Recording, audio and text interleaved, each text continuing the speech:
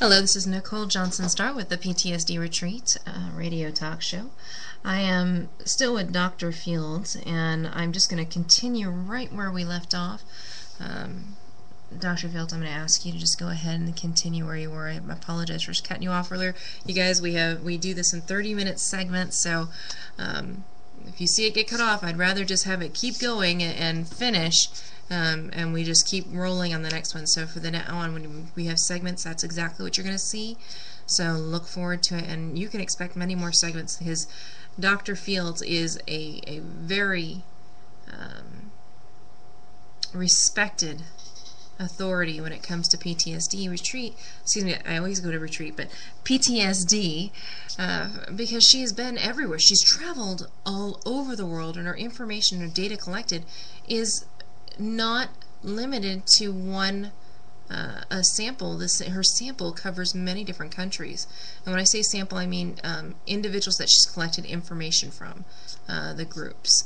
And so let's just go ahead and continue on, Dr. Fields. So, I mean, I have a lot of issues with the kinds of training that need to be done. Yes. I'm not in a position to prescribe this to anybody. We may have to do another radio show on that one later. But I do have to tell you that I volunteered a long time ago, and I applied. Actually, I applied to teach at the Uniformed Services University, and I was rejected. I had applied back in 1967 to work with the returning veterans from Vietnam, because I knew what was needed, and I was turned down because I hadn't had a VA internship.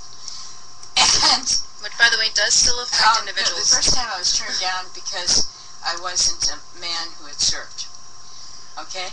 And the second time I was turned down a couple of years later, when I had some notoriety as a psychologist, was because I hadn't had a VA internship. I got my degree before there were VA internships, okay? And then I was turned down, after 9/11, because I wanted to do some work at Walter Reed, on walking distance from Walter Reed, and everybody was getting shipped there. And I was turned down again because I hadn't any VA experience. It's basically a catch-22. It doesn't matter what you've done. It's always been one after another. It doesn't matter. So I'm somebody to whom they refer people that need ongoing treatment sometimes. Now, you volunteer with Give an Hour, correct? Yes, I volunteered with Give an Hour. And just out of curiosity, because we've discussed this before, I really want to bring this up. Now, folks, what I'm doing, there's a reason I'm going here, because Dr. Fields has decades of experience in trauma, as you've been hearing, from multiple different areas, not just the United States. We're talking a very worldwide cultural perspective on trauma. How many individuals has been sent to you from Give an Hour? I have not been sent a single individual by Give an Hour. Instead, they passed my name on to Magellan, which is the contractor with the VA for doing post-traumatic stress cases, and TBI cases. And Magellan pays $40 an hour to clinical psychologists. And I don't know how many clinical psychologists they've had sign up, but when I saw that, I considered it an insult. And beside which, I was going to be called a counselor. I am not a counselor. I am a clinical psychologist. And it made me wonder what kind of treatment and service military personnel are going to get as from contractors who have no no particular experience in clinical psychology.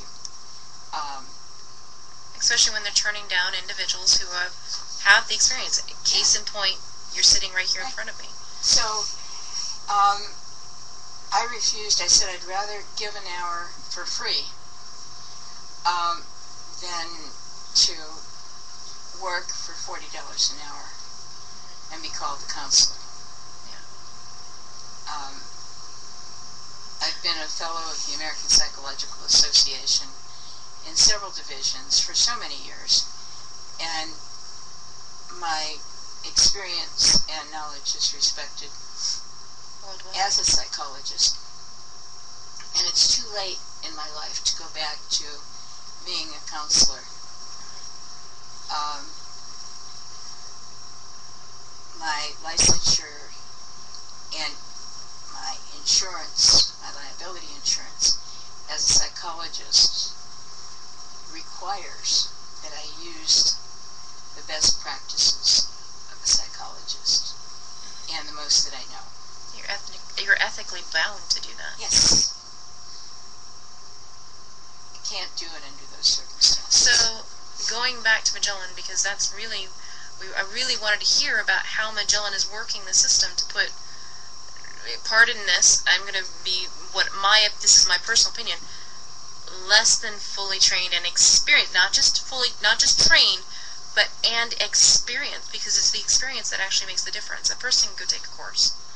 It's not until they get experience that they really can truly assist somebody through something. Yeah. So, explain about Magellan I've gone... and TRICARE.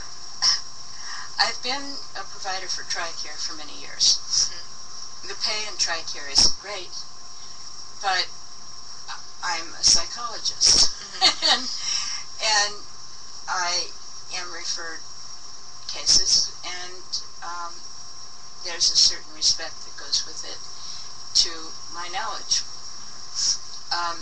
So TRICARE, until TRICARE started contracting with Magellan, which it has in some cases also, when TRICARE started contracting with Magellan, and I started getting demands from their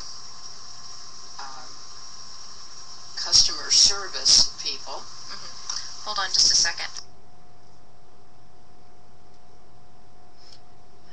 I stopped that right there because please know that we're going to actually continue this a little bit later. We actually have some things that are popping up.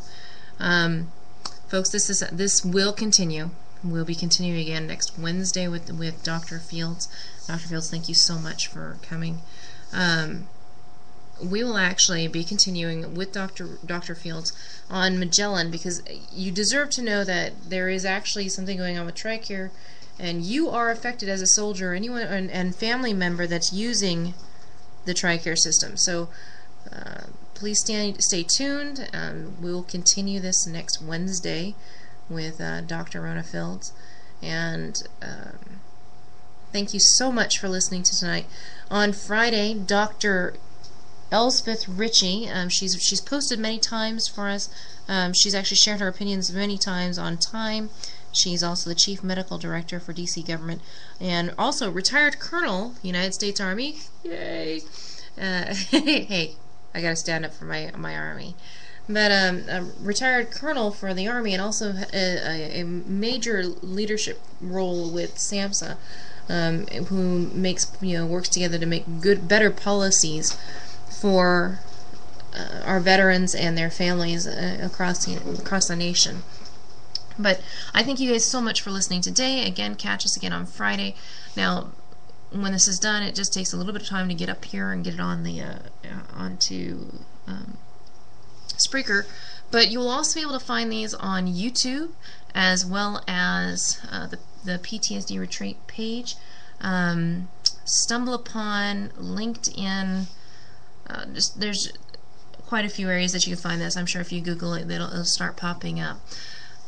If you have any questions or comments on the segments you've gotten to hear today, please comment on on Spreaker, comment on the Facebook page for the PTSD Retreat, and or send us an email at support@theptsdretreat.org. Again, that's support@theptsdretreat.org. Please put radio show in the subject line and reference which episode. And go ahead and leave us your comments, any questions. If you guys have letters or shout-outs that you'd like to send out to individuals that are overseas, please put it on here. You never know who's going to catch it.